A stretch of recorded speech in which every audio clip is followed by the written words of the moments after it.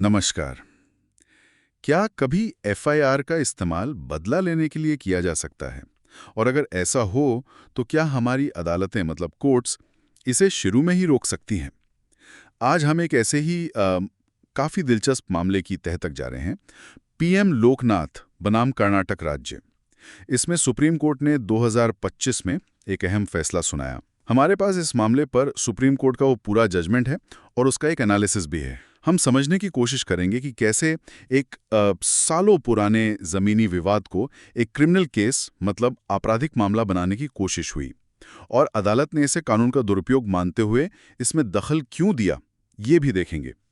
ठीक है, तो चलिए शुरू करते हैं। ये कहानी है बेंगलुरु की।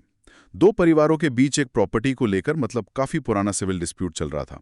लोकनाथ परिवार, जो इस केस में अपील करता है, वो प्रॉपर्टी के मालिक थे और उन्होंने अपनी जमीन पर कब्जे और मालिकाना हक को लेकर दो सिविल केस फाइल किए हुए थे। हाँ, और इसमें एक इंटरेस्टिंग बात यह भी है कि एक केस में निचली अदालत ने लोकनाथ परिवार के फेवर में एक टेम्परेरी ऑर्डर भी दिया था, जिसे टेम्परेरी इंजंक्शन कहते हैं। हाँ, बिल्कुल। इसका मतलब था कि कोर्ट ने दूसरे पक्ष को उस प्रॉपर्टी में कोई दखल अंदाजी करने से कम अस्थायी तौर पर रोक दिया था। लेकिन फिर यहीं से मामला थोड़ा उलझना शुरू होता है। जब सिविल कोर्ट में मामला उनके खिलाफ जाता दिखा, तो दूसरे पक्ष ने मतलब जो प्रतिवादी नंबर 2 थे, उन्होंने लोकनाथ परिवार के खिलाफ एफआईआर दर्ज करवा दी।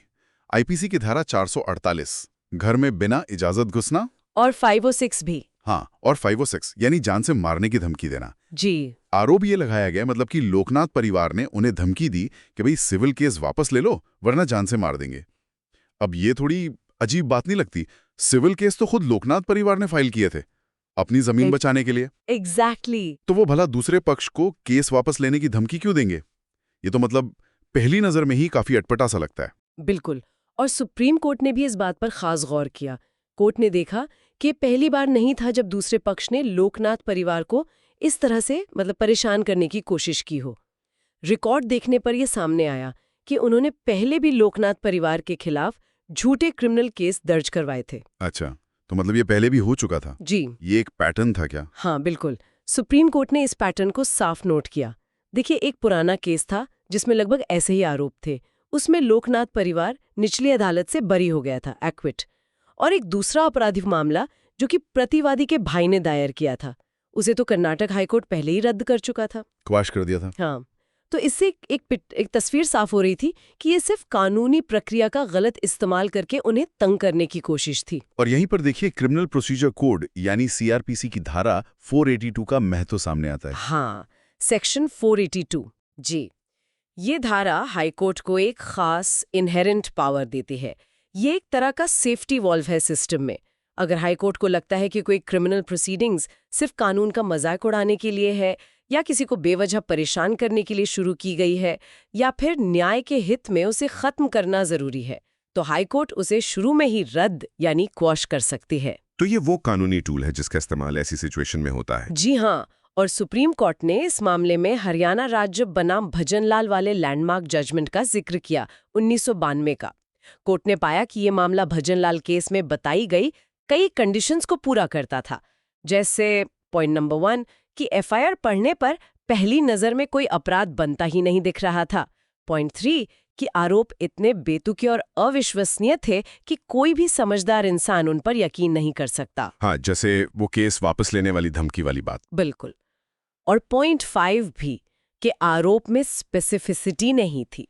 और सबसे अहम पॉइंट नंबर 7 कि ये पूरी कार्रवाई साफ तौर पर दुर्भावनापूर्ण मैलाफाइड थी, यानी सिर्फ बदला लेने या सिविल केस में दबाव बनाने के इरादे से शुरू की गई थी। तो इसका मतलब ये हुआ कि सुप्रीम कोर्ट ने एकदम साफ माना कि ये एफआईआर तो सिर्फ पर्सनल खुन्नस निकालने के लिए थी और लोकनाथ परिवार पर सिविल केस में प्रेशर बनाने के लिए लिखाई गई थी। मतलब कोर्ट ने कहा कि भाई आप सिविल झगड़े को सुलझाने के लिए क्रिमिनल लॉ का डंडा इस्तेमाल नहीं कर सकते।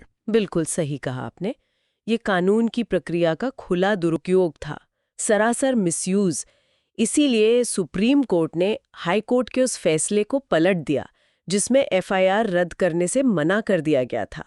और सुप्रीम कोर्ट ने न सिर्फ एफआईआर बल्कि उसके बेस पर बनी चार्जशीट और जो समन्स जारी हुए थे, मतलब पूरा का पूरा क्रिमिनल केस ही रद्द कर दिया, क्वाश कर दिया। पूरा मामला ही खत्म। हाँ, पूरा मामला। और ये ध्यान देने वाली बात है, ये बरी होना नहीं है, एक्विटल नहीं है। ये मामले को एकदम शुरुआत में ही खत्म कर देना है, क्योंकि उसकी बुनियाद ही गलत थी, मैलाफाइड थी।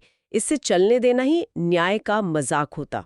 तो इस पूरी चर्चा का जो निचोड़ है वो ये है कि पीएम लोकनाथ मामले ने एक बार फिर ये साफ कर दिया है कि एफआईआर जैसी सीरियस कानूनी प्रक्रिया का इस्तेमाल पर्सनल दुश्मनी निकालने या किसी को परेशान करने के हथियार के तौर पर बिल्कुल नहीं किया जा सकता। हाँ, और ये फैसला ये भी दिखाता है कि अदालतों के पास सीआरपीसी की धारा 482 जैसी पावर्स है, हाँ। जिनका इस्तेमाल वो कानून के ऐसे गलत इस्तेमाल को रोकने और न्याय को सुनिश्चित करने के लिए कर सकती हैं। हाँ। हालांकि ये भी सच है कि इस पावर का इस्तेमाल बहुत सावधानी से, रेयरेस्ट ऑफ रेयर मामलों में ही होता है, जैसा कहा जाता है। राइट।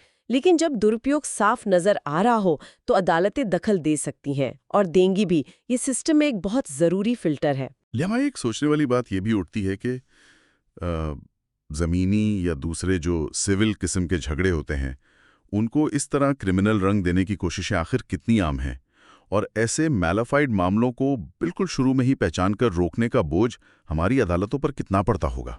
ये अपने आप में एक बड़ा सवाल है सोचने के लिए।